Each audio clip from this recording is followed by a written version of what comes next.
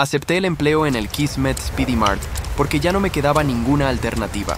No en el sentido dramático de película trágica de la semana, sino en esa forma lenta, humillante y cotidiana en que la vida te va desgastando. 3 meses atrasado en el alquiler, mi coche emitiendo un ruido parecido al lamento de una bestia agonizante cada vez que giraba la llave, y un currículum tan lleno de huecos que parecía haber servido de diana en un campo de tiro. Cuando Dale telefoneó y dijo que el turno de noche era mío si lo quería, no hice preguntas. Debería haberlo hecho. Kismet, Ohio, no es el tipo de pueblo donde uno termina por decisión propia.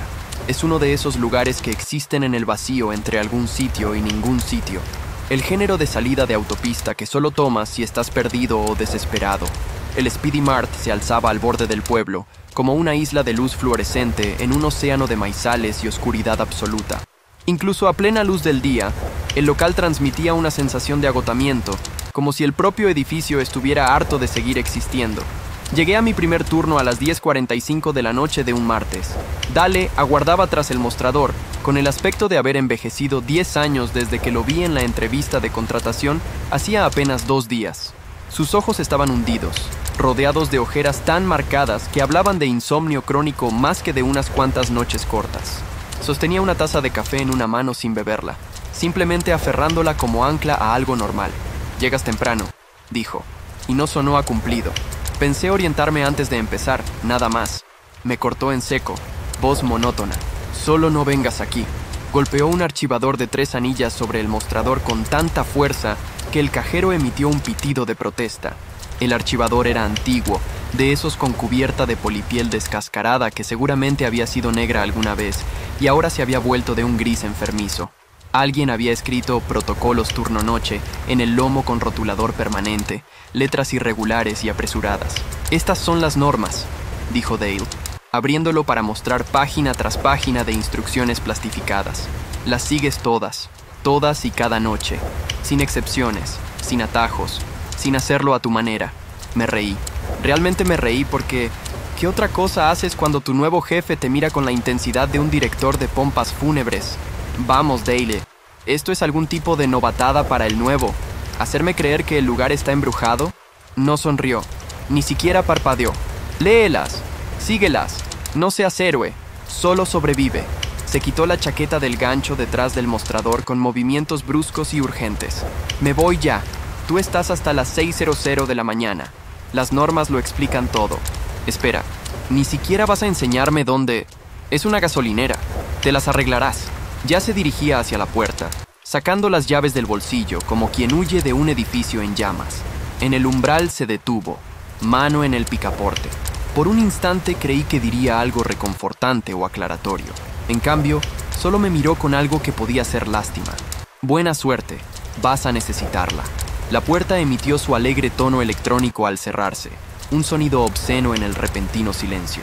A través del cristal vi desaparecer sus luces traseras por la carretera vacía, rumbo a cualquier parte menos aquí. Las luces fluorescentes zumbaban sobre mi cabeza, y yo estaba solo. Miré el archivador. «Bueno», murmuré, abriendo la primera página. Veamos qué clase de tonterías corporativas nos traemos entre manos. La primera página era una fotocopia de fotocopia. El texto algo degradado pero legible. Arriba, con la misma letra irregular del lomo, las 10 reglas del turno de noche. Debajo, una lista con viñetas que parecía escrita por alguien sufriendo un colapso nervioso. Regla número 1. Tu sombra es tuya. Si ves una segunda más oscura y rezagada, ve inmediatamente al cuarto frío de cervezas. La luz de allí la obliga a resincronizarse. Resoplé. Resincronizarse, ¿no? Regla número 2. Una mujer con vestido empapado pedirá usar el teléfono. Indícale el teléfono público roto que hay fuera. Si utiliza el teléfono de la tienda, llamará a tu casa y el agua allí comenzará a subir. Jesús, ahora sí sonreía. Esa sonrisa nerviosa que aparece cuando algo es tan absurdo que vuelve a resultar gracioso. Tenía que ser una broma, tal vez una tradición, algo que le hacían a todos los nuevos del turno nocturno. Asustarlos y luego salir con máscara a las 3 de la madrugada para reírse juntos después. Más tarde, hojeé el resto. Gemelos con ropa antigua, una bomba que no correspondía y que de algún modo era una grieta en la jaula. Un hombre sin rostro que reponía estanterías a las 2:30 de la mañana. Cada regla era más ridícula que la anterior. Parecían menos protocolos de seguridad que un mal creepypasta. La última regla era la única que casi parecía normal. Regla número 10. Un hombre con abrigo largo comprará una vela negra justo antes del cierre. Es el auditor. Entrégale el libro de normas con la mano izquierda. Si lo acepta, sobreviviste. Si lo acepta, sobreviviste. Leí en voz alta, negando con la cabeza. Esto es una locura, pero el rostro de Dale volvió a mi memoria. Aquella mirada vacía, atormentada, la forma en que casi había corrido fuera del local, el peso deliberado que puso en la palabra sobrevive. Cerré el archivador y lo guardé en el estante bajo el cajero. Da igual, es salario mínimo y es de noche. ¿Qué tan malo puede ser? Las primeras horas transcurrieron en ese tedio anestesiante que define el trabajo nocturno en cualquier lugar. Un camionero paró por café y cigarrillos a las 11:30. Una enfermera compró Red Bull y carne seca a medianoche, con el mismo aspecto agotado que yo sentía. Un adolescente con gorra al revés cargó gasolina a las 12:45 y pagó con billetes arrugados que olían a marihuana. Normal, aburrido, seguro, la tienda se instaló en su ritmo nocturno. Los refrigeradores zumbaban. Las luces fluorescentes emitían su canción soporífera constante. Afuera, la carretera era una cinta de asfalto vacío que se perdía en la oscuridad. Los maizales se apretaban contra el estacionamiento, un muro impenetrable de tallos susurrantes. Repuse las barras de chocolate, limpié la estación de café e intenté no pensar en lo inquietante que era poder ver mi reflejo en cada ventana y puerta de cristal, superponiéndose y multiplicándose hasta no estar seguro de cuál era el real. A la 1:47 de la madrugada mi móvil vibró. Un mensaje de mi ex. ¿Encontraste trabajo? Lo ignoré. No necesitaba ese sabor particular de culpa en ese momento. A las 2:15 me sorprendí tarareando la radio, una emisora de rock clásico que repetía la misma canción de Foreigner 3 veces por noche. El sonido resultaba reconfortante, una barrera contra el silencio opresivo de la tienda vacía. A las 2:33 las luces empezaron a zumbar. No era el zumbido habitual al que me había acostumbrado. Este era más fuerte, más insistente. Un lamento eléctrico creciente que me hacía doler los dientes. Alcé la vista del móvil. De pronto alerta. Los tubos fluorescentes parpadeaban, no con el patrón regular de bombillas a punto de fundirse, sino con un estroboscópico rápido e irregular que hacía saltar y retorcerse las sombras. Y entonces lo olí, ozono, punzante y metálico, como estar demasiado cerca de un transformador o respirar el aire tras un rayo. Me llenó la boca, me cubrió la lengua, me hizo llorar los ojos. La radio del mostrador crujió, la música disolviéndose en una oleada de estática. ¡Qué demonios! Alcancé el botón de volumen, pero me detuve. Mi mano temblaba. La estática no era aleatoria. Mientras permanecía allí paralizado, empecé a distinguir patrones, casi palabras, casi respiración. Las luces zumbaban más fuerte, un grito eléctrico, y el olor a ozono se intensificó hasta que sentí gusto a cobre en el fondo de la garganta. Todos mis instintos gritaban. Esto no era un problema eléctrico, era otra cosa, algo erróneo a nivel fundamental, algo que torcía la realidad. El archivador. Me lancé hacia él, manos torpes mientras lo arrancaba de debajo del cajero. Las páginas aletearon mientras encontraba la regla número 6, mis ojos recorriendo el texto a velocidad desesperada. El silencio de estática. Si las luces zumban y huelen a ozono, apaga todas las radios. El silencio está escuchando.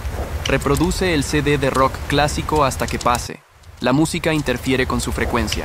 Mis manos ya se movían antes de que mi cerebro procesara del todo las palabras. Pulsé el botón de encendido de la radio matando la estática. El silencio repentino fue peor, denso y pesado, como el aire antes de un tornado. Sentí algo en ese silencio, algo consciente, algo girando su atención hacia mí. CD, CD. ¿Dónde coño está el CD? Me hablaba a mí mismo, voz aguda y tensa por el pánico. Mis ojos barrieron el mostrador, los estantes detrás. Allí, un reproductor de CD polvoriento junto a la cafetera, de esos con altavoces incorporados que dejaron de ser populares en 2005. Y junto a él, un único CD en una caja de plástico rota. Éxitos de rock clásico, escrito con rotulador desvaído. Las luces ahora estaban locas, estroboscópicas tan rápidas que la tienda parecía congelarse cuadro a cuadro, cada destello revelando algo ligeramente distinto, sombras que se alargaban demasiado, reflejos que no coincidían con mis movimientos, y en el silencio bajo el grito eléctrico, Escuché algo más. Un siseo. No, no un siseo. Un susurro. Palabras que no llegaba a pronunciadas entender, con una voz como interferencia de radio. Metí el CD de golpe y pulsé play. Nada pasó. No, no, no. Vamos. Lo golpeé otra vez. Más fuerte. La máquina jadeó. El disco girando dentro. 5 segundos. 10. El susurro se hacía más fuerte. Más cercano. Sentía aire frío en la nuca. Veía mi aliento condensándose delante de mi cara. Aunque hacía un minuto la temperatura era de 21 degrees Celsius. Y entonces, misericordiosamente, Joan Jett empezó a cantar I Love Rock and Roll. El efecto fue inmediato y visceral. Las luces dejaron de parpadear. Su zumbido bajó al habitual murmullo de fondo. El olor a ozono se disipó como humo al viento. El aire frío desapareció, reemplazado por el calor rancio y familiar de la gasolinera. El susurro se cortó a mitad de palabra, sustituido por el riff inicial de guitarra. Permanecí allí agarrando el mostrador, respirando con dificultad. Mi corazón golpeaba tan fuerte contra las costillas que dolía. El sudor me corría por la espalda a pesar del frío que acababa de pasar. El CD seguía sonando, la voz de Joan Jett llenando la tienda vacía con sonido benditamente normal. Durante un largo instante no pude moverme, no pude pensar. Solo quedarme allí escuchando la música e intentando convencerme de que lo que acababa de ocurrir era real, había terminado, era sobrevivible. Luego, lentamente, bajé la vista al archivador aún abierto sobre el mostrador en la regla número 6, con su extraña instrucción sobre interferir frecuencias. A las otras 9 reglas, cada una tan concreta y rara como la que acababa de salvarme. Mis manos aún temblaban cuando recogí el archivador y empecé a leer de nuevo, esta vez no con escepticismo, no con la suficiencia engreída de quien se cree superior, sino con la fría y creciente certeza de quien acaba de aprender que hay reglas en este mundo que importan más que cualquier ley o lógica.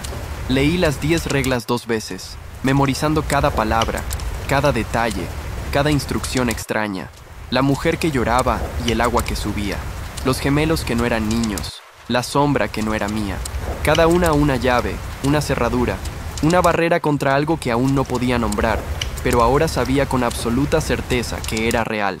Cuando terminé, cerré el archivador y lo apreté contra mi pecho.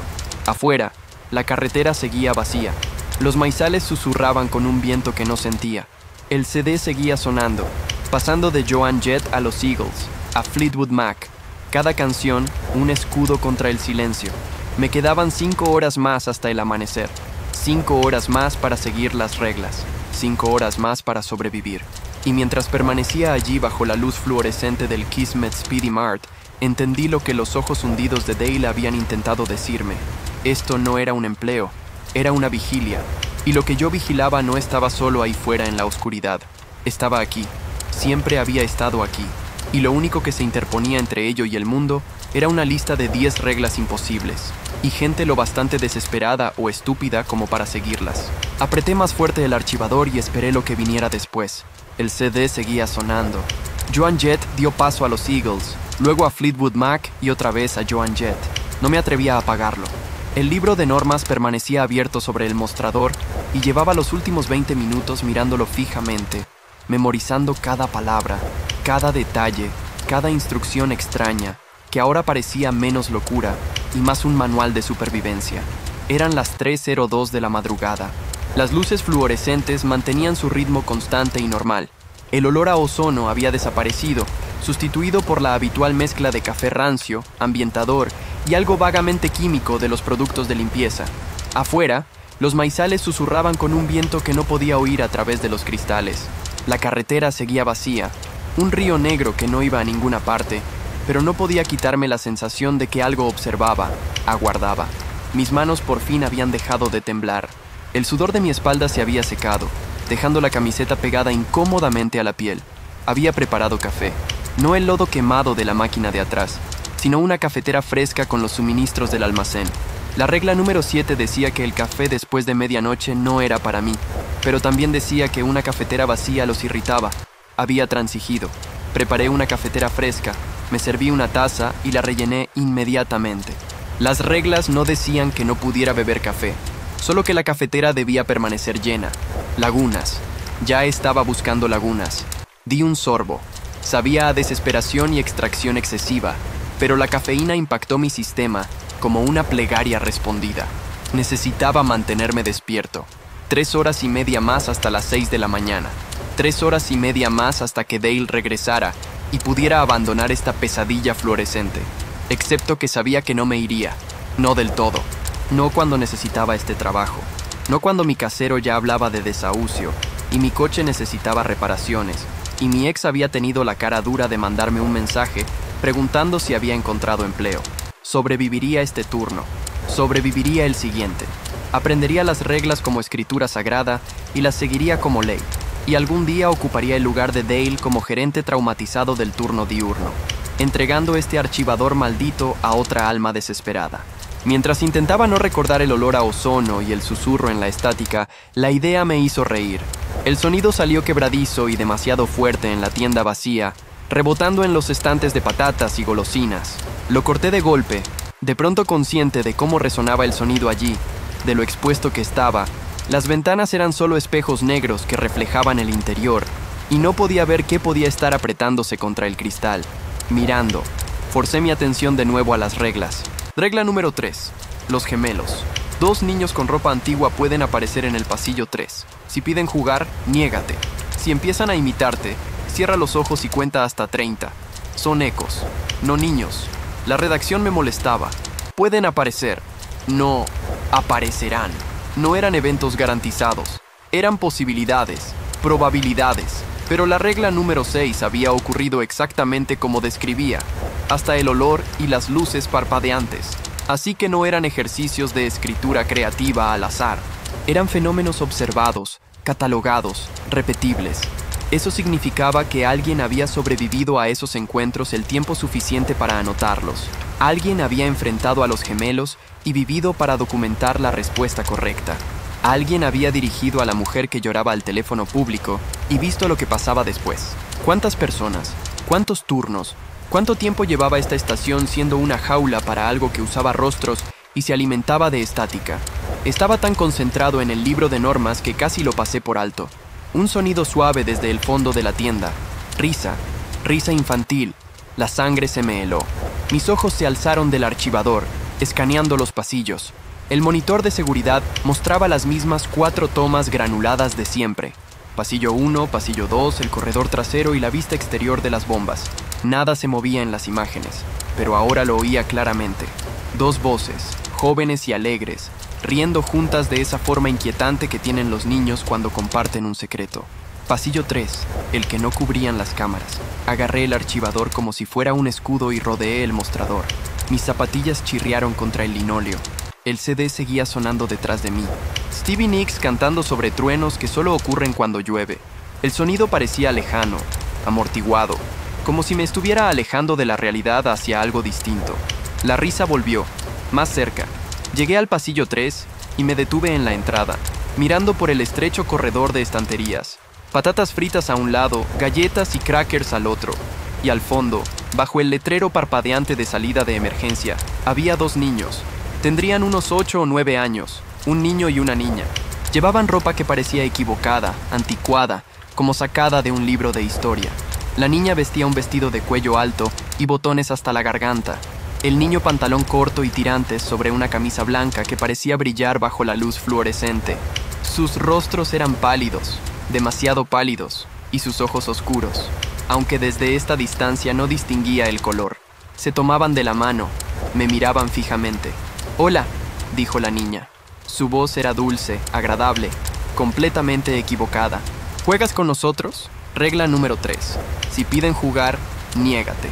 «No», dije. Mi voz salió más firme de lo que esperaba. «No puedo jugar. Estoy trabajando». El niño ladeó la cabeza. «Pero pareces solo. Podríamos hacerte compañía», añadió la niña. «No, gracias». Mantuve el tono educado pero firme, como si rechazara una oferta de venta en lugar de a 2 niños imposibles que no deberían existir. Tengo que volver al mostrador. Empecé a girar. La regla no decía nada sobre mirarlos, solo sobre negarse a jugar. Pero entonces lo vi. La niña había ladeado la cabeza exactamente en el mismo ángulo que el niño. No, espera. Ambos habían ladeado la cabeza en el mismo ángulo en que yo la había ladeado un momento antes al mirar el archivador. El mismo ángulo, la misma velocidad, un espejo con retraso. Empiezan a imitarte. Cierra los ojos y cuenta hasta 30. Cerré los ojos de golpe. El mundo se volvió negro tras mis párpados, pero el sonido permaneció. Pasitos. Pasitos pequeños y ligeros avanzando hacia mí por el pasillo. Acercándose. El chirrido de mis zapatillas contra el linóleo. No, eso era imposible. Yo estaba quieto, pero oía chirridos exactamente como los míos, cada vez más cerca.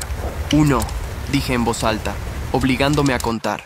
2, sentí su presencia ahora, esa cualidad particular del aire que cambia cuando alguien está muy cerca.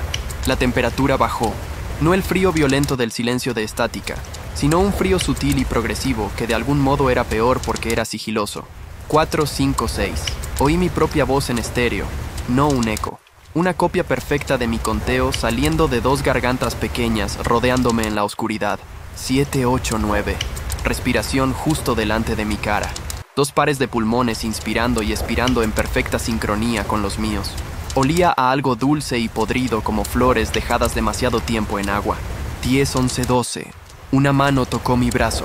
Dedos pequeños fríos como hielo rodeando mi muñeca. Otra mano en la otra muñeca. Me sujetaban en el sitio y su agarre era más fuerte de lo que debería. Más fuerte que el de cualquier niño.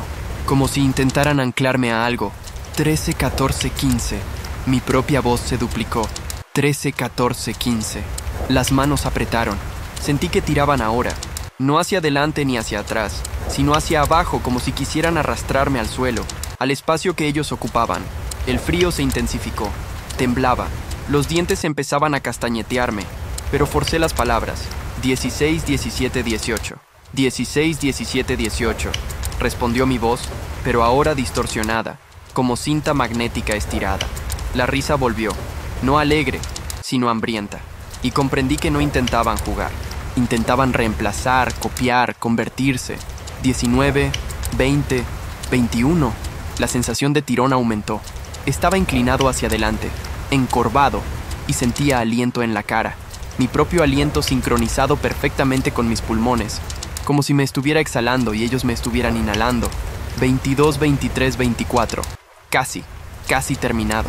Las manos tiraban tan fuerte que mis rodillas flaqueaban, pero seguí contando. Mantuve los ojos cerrados. Seguí la regla al pie de la letra porque era lo único que me separaba de lo que quisieran hacerme. 25, 26, 27. El frío alcanzó su punto máximo. Por un terrible instante sentí dedos tocando mi cara, recorriendo mis rasgos como memorizándolos. 28, 29, 30. Abrí los ojos. El pasillo estaba vacío. El letrero de salida de emergencia parpadeaba sobre el linóleo desnudo. Los niños habían desaparecido. El frío había desaparecido. Me dolían las muñecas donde me habían agarrado. Y al bajar la vista, vi marcas rojas en forma de manos pequeñas que ya se desvanecían. Permanecí allí respirando con dificultad, el corazón aporreando mis costillas. El CD seguía sonando detrás. Las luces fluorescentes zumbaban sobre mi cabeza. Todo era normal, todo estaba bien, excepto que no lo estaba, porque ahora entendía lo que los ojos hundidos de Dale habían intentado decirme. Las reglas funcionaban, pero funcionar significaba sobrevivir. Y sobrevivir no era lo mismo que estar bien. Yo nunca volvería a estar bien después de esto. Ninguno de nosotros lo estaría. Regresé al mostrador con piernas inseguras y miré la hora. 3:24 de la madrugada.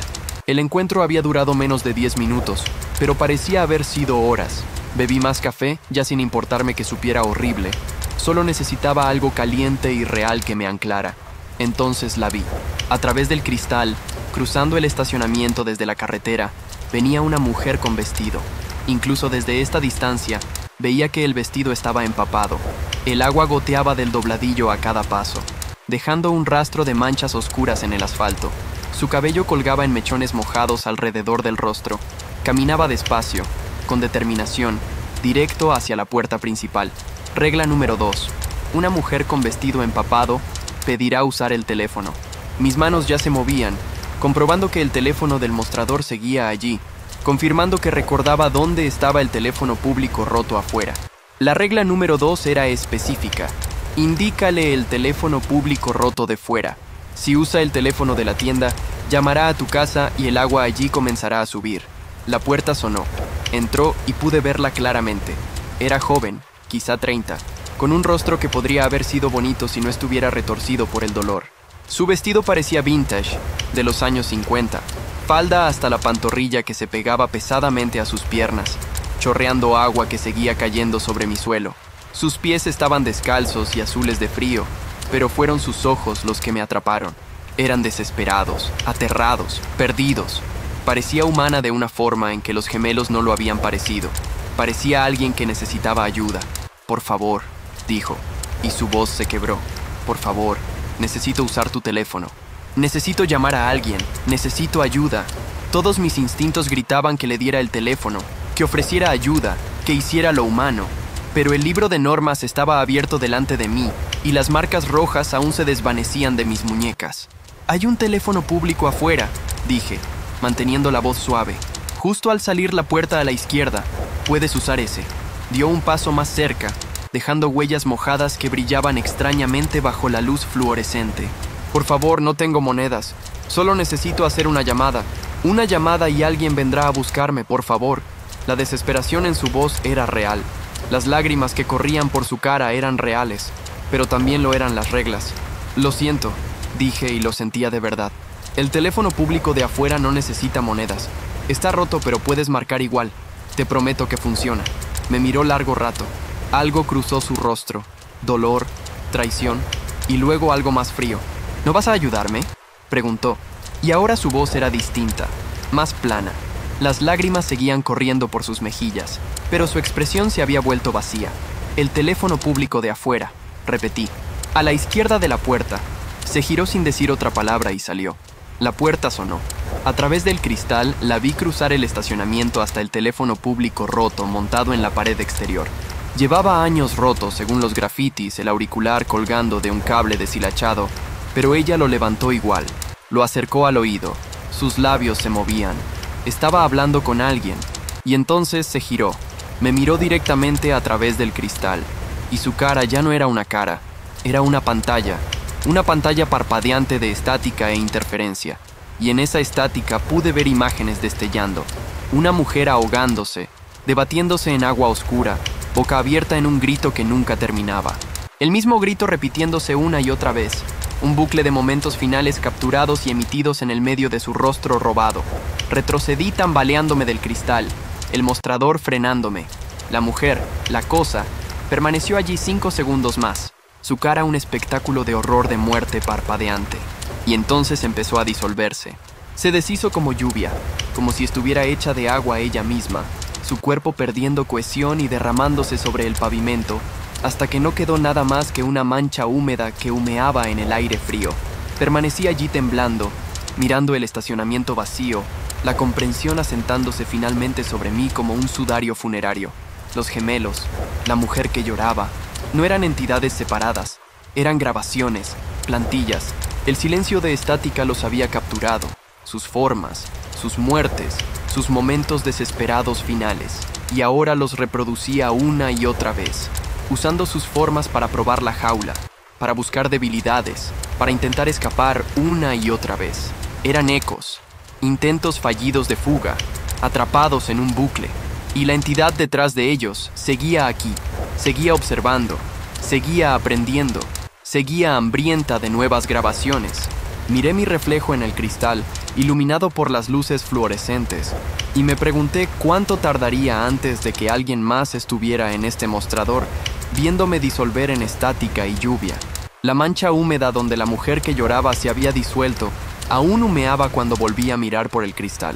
No podía dejar de mirarla, como cuando no puedes dejar de tocar con la lengua un diente dolorido. El estacionamiento estaba vacío. La carretera estaba vacía. Los maizales susurraban con un viento que parecía venir de ninguna parte. Eran las 3:28 de la madrugada, y yo iba con los depósitos en reserva. Me ardían los ojos. Cada vez que parpadeaba permanecían cerrados una fracción de segundo más. Mi cuerpo suplicando sueño. No podía dárselo. El café había dejado de hacer efecto hacía una hora. Ahora solo reposaba en mi estómago como ácido, poniéndome nervioso y náuseas al mismo tiempo. Mis manos temblaban cuando las alzaba, un temblor fino que no paraba. Por mucho que lo intentara, llevaba 22 horas seguidas despierto. El turno anterior había sido doble en mi antiguo empleo, lavando platos en un restaurante que quebró 2 semanas después. Llegué a casa, dormí quizá 3 horas, y luego me arrastré hasta aquí. Listo, muy listo. Ahora estaba atrapado en una pesadilla fluorescente, siguiendo reglas imposibles para sobrevivir a cosas imposibles, y mi cerebro se convertía en papilla. El CD seguía sonando. Había dado 4 vueltas ya. Lo sabía porque había estado contando, intentando desesperadamente mantenerme alerta, mantener mi mente enfocada en algo, cualquier cosa que no fueran las marcas rojas desvaneciéndose en mis muñecas o el recuerdo de voces infantiles hablando con mis propias palabras robadas.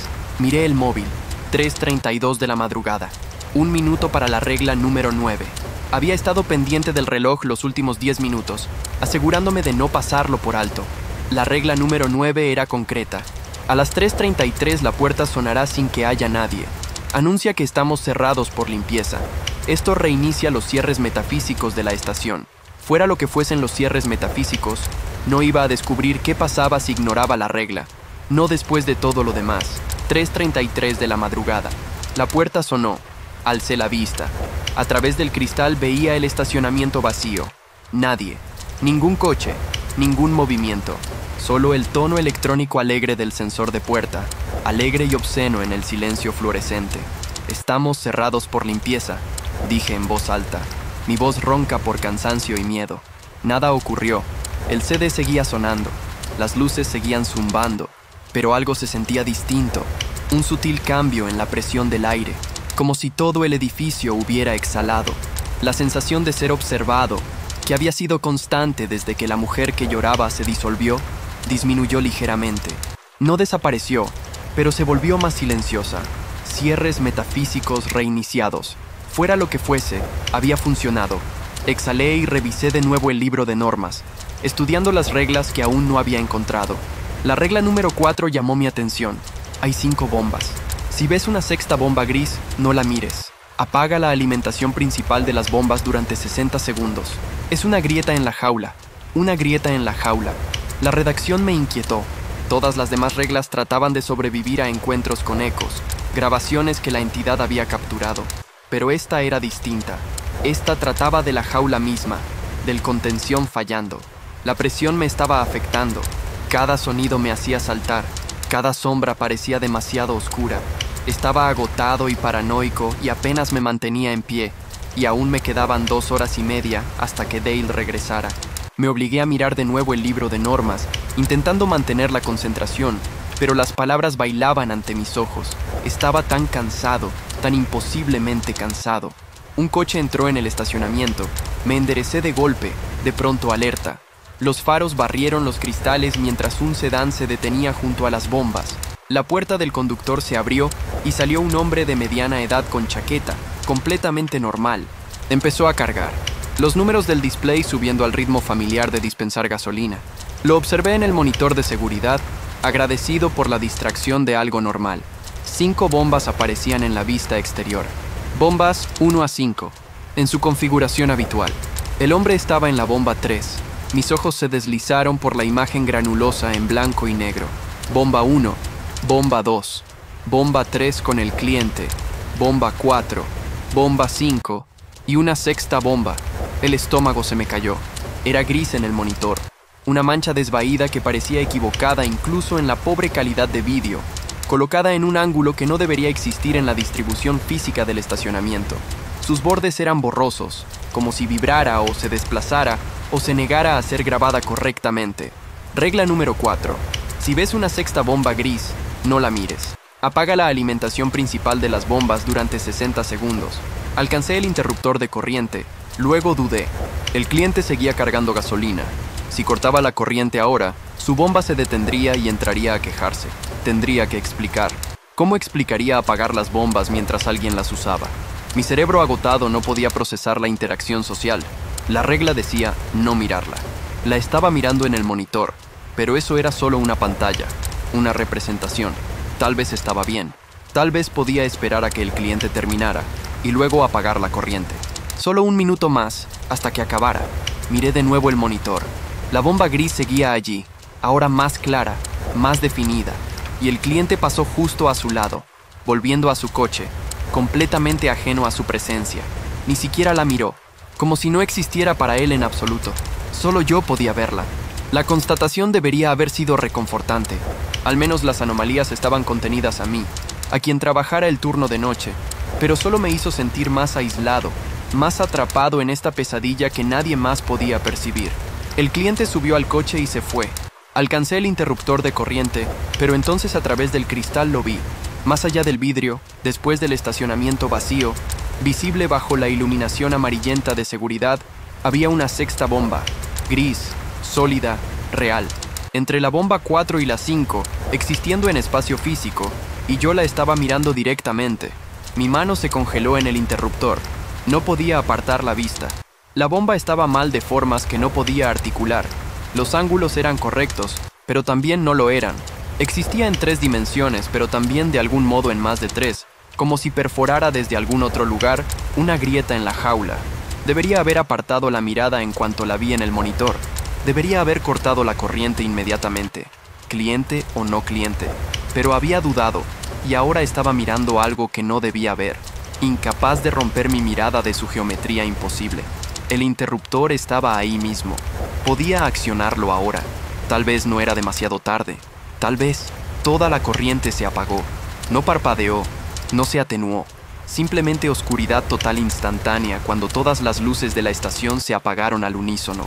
Los tubos fluorescentes, las luces de los refrigeradores, el monitor de seguridad, el cajero, todo. El CD se detuvo a mitad de canción. El silencio que irrumpió fue absoluto. Permanecí congelado en la oscuridad, el corazón aporreando tan fuerte que lo sentía en la garganta. Las luces de emergencia deberían haber saltado. Debería haber energía de respaldo, pero no había nada. Solo oscuridad y silencio, y la certeza asfixiante de que había roto la regla al mirar demasiado tiempo, al dudar, al no actuar de inmediato. Un sonido rompió el silencio. Estática. Venía de detrás de mí, del mostrador, un siseo bajo que aumentaba de intensidad. Me giré lentamente, aterrado de lo que vería. El monitor de seguridad estaba encendido. Era lo único con corriente. Su pantalla brillaba en la oscuridad como un faro enfermizo. Pero en lugar de mostrar las tomas habituales, solo mostraba estática furiosa, ruido blanco, caos visual, interferencia que dolía mirar. La estática no era aleatoria. Mientras miraba, empezaron a formarse patrones, formas, movimientos. Algo estaba ahí detrás del ruido, empujando para salir. Una figura. Comenzó como una silueta oscura en el caos, luego ganó definición. Hombros, cabeza, brazos. La estática se resolvió lentamente, dolorosamente, hasta que pude distinguir rasgos.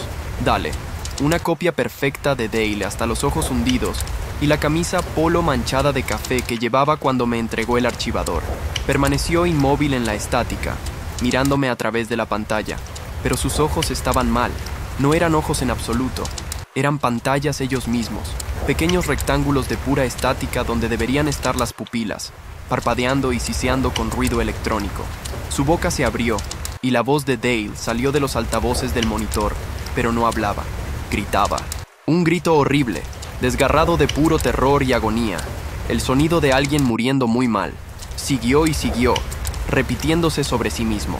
El mismo grito repetido en tonos ligeramente distintos como un archivo de audio corrupto.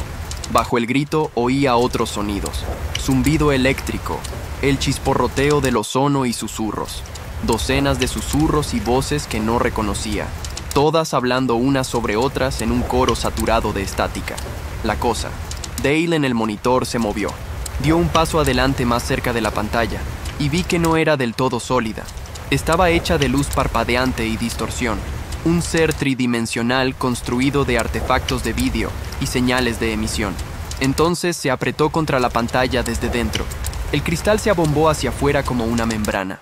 Una mano salió primero, dedos hechos de estática crepitante que dejaban imágenes residuales en el aire. Luego la otra mano. La cosa Dale se arrastró fuera del monitor, trepando al mundo real, su cuerpo crepitando y siseando y equivocado en todas las formas concebibles. Se irguió, completamente manifestada ahora. Pude verla claramente en el resplandor de la pantalla llena de estática detrás. Llevaba la forma de Dale como un disfraz, pero debajo podía ver lo que realmente era.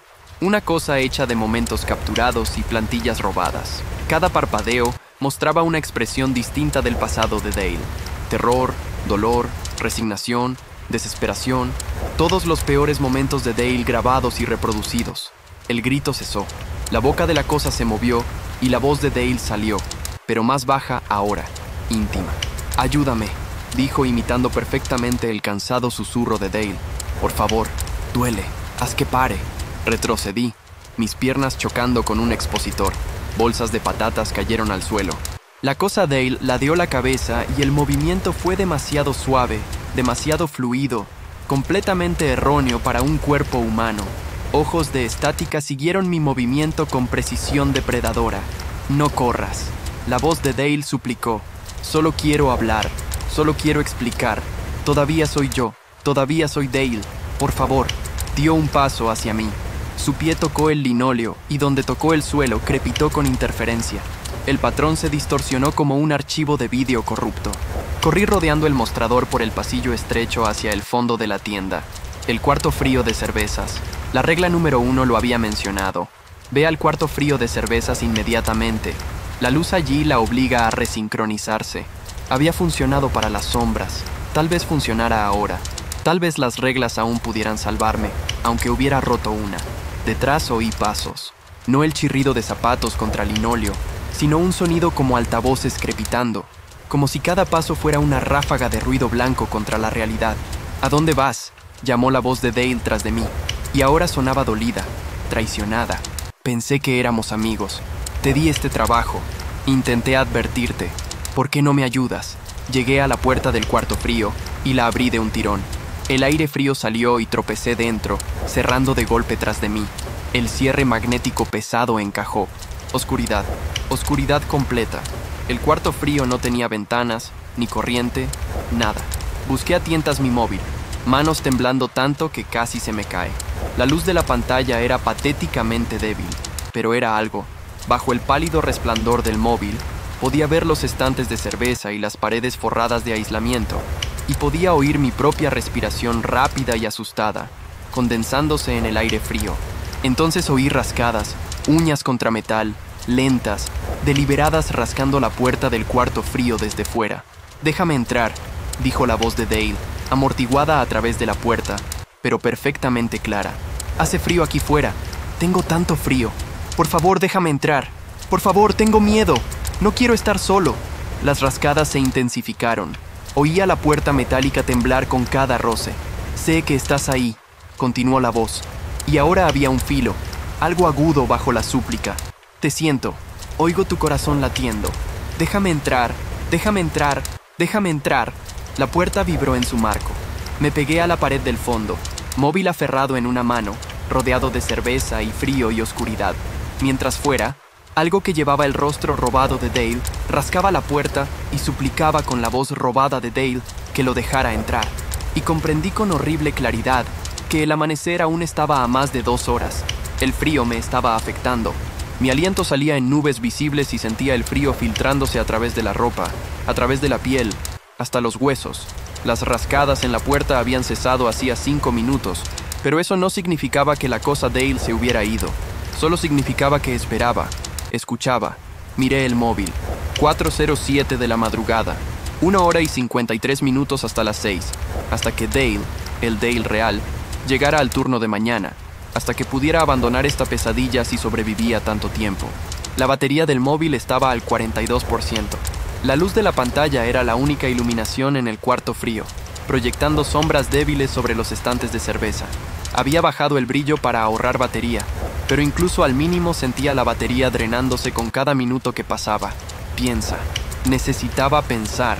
La entidad era más fuerte en el silencio y la estática. Eso había aprendido de la regla número 6, del encuentro con el silencio de estática. La música la había interrumpido. El CD de rock clásico la había replegado, la había forzado a retroceder, pero la corriente estaba cortada.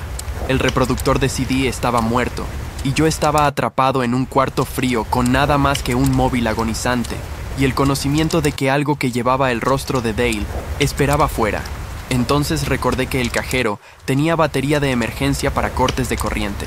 Mantenía el sistema en marcha el tiempo suficiente para cerrar transacciones y evitar pérdida de datos. Y tenía un altavoz diminuto que pitaba al escanear artículos. Pero altavoz al fin. Si podía llegar al cajero, si podía conectar de algún modo mi móvil a él, reproducir música a través de ese altavoz, tal vez pudiera repeler a la entidad el tiempo suficiente para... ¿Para qué? La corriente seguía cortada. La jaula estaba rota.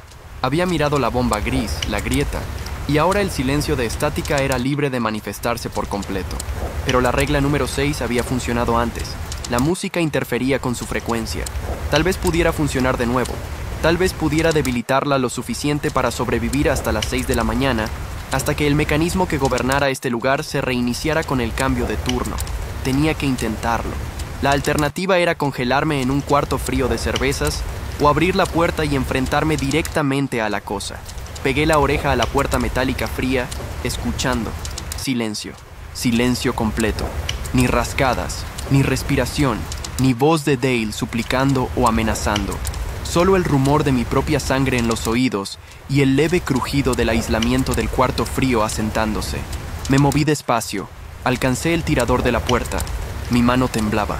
De frío o de miedo, ya no distinguía. Probablemente ambas cosas. Conté hasta 3 en mi cabeza. Luego abrí de golpe y corrí. La tienda seguía a oscuras.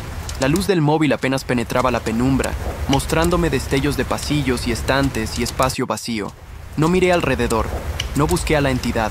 Solo corrí directo al mostrador, mis zapatillas golpeando contra el linóleo. Lo conseguí en 3 pasos antes de oírlo. Estática. A mi alrededor, viniendo de todas partes y de ninguna, una marea creciente de ruido blanco que llenaba el aire como niebla. Y debajo, esa voz. ¿Por qué te fuiste?, preguntó la voz de Dale, pero distorsionada ahora, superpuesta en múltiples tonos. Acababa de empezar a conocerte. Acababa de empezar a convertirme en ti. No me detuve. No miré atrás. El mostrador estaba delante, iluminado por el resplandor enfermizo del monitor de seguridad, aún encendido, aún lleno de estática furiosa. Salté por encima del mostrador, aterrizando con fuerza, y agarré el cajero. La luz de batería de emergencia estaba verde, aún activa. El diminuto altavoz de la base estaba en silencio pero funcional. Saqué la app de música del móvil con dedos temblorosos, buscando cualquier cosa, cualquier canción que... Allí, en mis descargas. Había guardado la lista de temas del CD de rock clásico antes en el turno, pensando que quizá querría escuchar después. Joan Jett, I Love Rock and Roll, la misma canción que me había salvado antes. Pulsé play y pegué el altavoz del móvil contra el altavoz del cajero, rezando para que el sonido se transmitiera. Nada pasó durante 3 agonizantes segundos. Luego, débilmente, con estaño, la voz de Joan Jett salió del altavoz del cajero. Pequeña y distorsionada, pero audible. Música en el silencio. La estática a mi alrededor vaciló. Tartamudeó. La cosa, Dale, apareció al borde de la luz de mi móvil, aún con ese rostro robado, pero ahora perdía cohesión. El parpadeo se intensificó, su forma descomponiéndose y reformándose como un archivo de vídeo corrupto intentando cargar. Retrocedió. De hecho, dio un paso atrás, alejándose del sonido. No, dijo con la voz de Dale. Pero ahora mal, con fallos. No, no, no, para. La voz se fracturó en pura estática, luego se reformó. Eso no funcionará. Esta vez no. Ahora soy más fuerte. La jaula está rota. Tú la rompiste. Tú me dejaste salir. Pero seguía retrocediendo. Seguía parpadeando y distorsionándose con cada nota de música. La entidad mentía. La música estaba funcionando. Mantuve el móvil pegado al altavoz, observando a la cosa Dale replegarse hacia los pasillos. Mi batería bajaba al 38%, pero tenía tiempo, tal vez suficiente tiempo. Entonces recordé las otras reglas. Las reglas como armas, no solo protocolos de supervivencia. Regla número 9. Estamos cerrados por limpieza. Lo había dicho a las 3:33 y algo había cambiado. Se había reiniciado. Las palabras mismas tenían poder. Estamos cerrados por limpieza, dije en voz alta por encima de la música. La cosa. Dale se estremeció. Sus ojos de estática parpadearon. Eso no es hora. Tú no puedes. Estamos cerrados por limpieza. Lo repetí más alto. La estación se está reiniciando. Los cierres se están activando. Tienes que volver. No. La voz era un chillido ahora. Pura interferencia. No volveré. No volveré a estar encerrado. Soy libre. Soy real. Pero parpadeaba más rápido ahora, perdiendo definición. La música y las palabras juntas la estaban descomponiendo, obligándola a retroceder hacia el espacio que ocupaba entre manifestaciones. Entonces hizo algo que no esperaba. Cambió. La forma de Dale se colapsó en estática. Luego se reformó. Pero no como Dale, como yo. Me estaba mirando a mí mismo. Misma cara, mismos ojos agotados, misma camiseta manchada de café que había llevado toda la noche. Permaneció allí en la oscuridad, iluminada por la luz de mi móvil, un espejo perfecto. No puedes distinguir la diferencia, ¿verdad? Dijo mi propia voz. Estás tan cansado, tan confundido. Tal vez tú eres la copia. Tal vez yo soy el real y tú solo eres otra grabación. Otro eco atrapado en el bucle. Mi mano vaciló en el móvil. La música seguía sonando, pero más baja ahora. O tal vez solo estaba perdiendo el foco. La cosa tenía razón. Estaba agotado, funcionando con humo y miedo. 23 horas despierto ahora. 23 horas de horror imposible. ¿Cómo sabía que era real? La copia sonrió con mi sonrisa. Eso es, piénsalo. ¿Cuándo fue la última vez que recuerdas algo real? Algo que pruebe que eres tú. Obligué a mi cerebro agotado a trabajar. Un recuerdo. Algo concreto. Algo que la entidad no pudiera saber porque solo había estado grabando a gente dentro de la estación, solo capturando sus momentos finales. Hace 3 semanas, dije, mi voz. Hace 3 semanas mi ex me mandó un mensaje a las 2 de la mañana. Dijo que me echaba de menos. Dijo que había cometido un error al irse. Miré ese mensaje 1 hora y luego lo borré sin responder porque sabía que no me echaba de menos a mí. Solo echaba de menos que alguien pagara su mitad del alquiler. La sonrisa de la copia flaqueó. Ese recuerdo duele, continué. Es pequeño y patético, y me hace sentir como un cobarde, pero es mío. Ocurrió fuera de esta gasolinera, fuera de tus grabaciones. Tú solo eres estática con mi cara, y estoy harto de tenerte miedo. El rostro de la copia parpadeó, mostrando estática bajo los rasgos robados. ¿Crees que eso te hace especial? ¿Crees que un recuerdo? La puerta sonó. Tanto yo como la cosa que llevaba mi cara nos giramos hacia el sonido. A través de la puerta de cristal veía el estacionamiento. El cielo seguía oscuro, pero la oscuridad tenía ahora una cualidad de preamanecer, un adelgazamiento. Y cruzando el asfalto, iluminado por las luces de sodio, venía un hombre con abrigo largo. Regla número 10, el cliente final. Abrió la puerta y entró. Era mayor, quizás 60, cabello gris, y un rostro que parecía haber visto demasiado y recordarlo todo. Llevaba un abrigo negro largo que casi llegaba a los tobillos, y sus ojos eran oscuros y sabios. Me miró a mí, luego a la copia, luego otra vez a mí. El libro de normas, dijo. Su voz era suave, pero tenía peso, como si cada palabra importara. Con la mano izquierda, el libro de normas. ¿Dónde estaba? Lo había dejado en el mostrador cuando corrí al cuarto frío.